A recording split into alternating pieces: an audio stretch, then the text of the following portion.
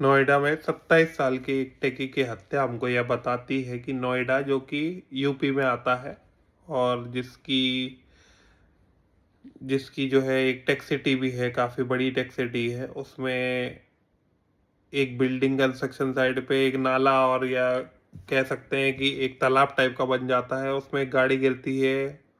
और ऐसे में जब डूबने वाला 2 घंटे पहले यह बता देता है कि मेरी ये लोकेशन है, तो नोएडा की पुलिस, फायर ब्रिगेड और नोएडा का प्रशासन आकर उस बच्चे को 2 घंटे के अंदर बचा नहीं सकता है।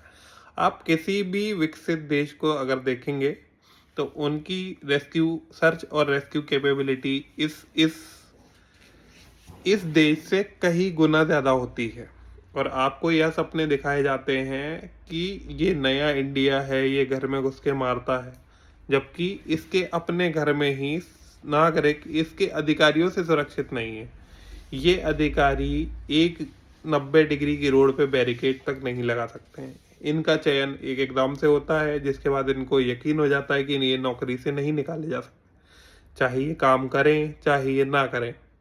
इनका केवल एक ही काम होता है, फाइलों को इधर उधर करके भ्रष्टाचार का पैसा खुद खाना और बाकी का पैसा पार्टी फंडों में पहुंचाना।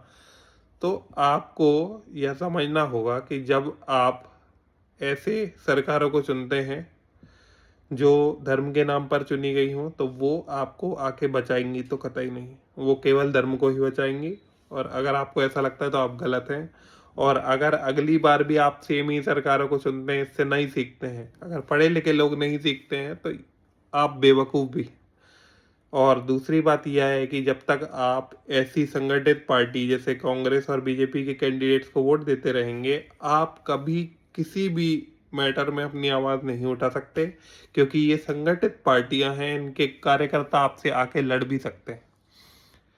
अगर आप किसी इंडिपेंडेंट कैंडिडेट को वोट दे देते, किसी पढ़े लिखे कैंडिडेट को वोट दे देते या किसी संवेदनशील कैंडिडेट को देख के वोट दे देते, तो आज यह हादसा नहीं होता, एक बाप के सामने उसके बच्चे की मृत्यु नहीं होती। यह सीधी तौर पर प्रशासन के द्वारा की गई एक हत्या है और इसको सभी को काफ़ी सीरियसली लेना चाहिए।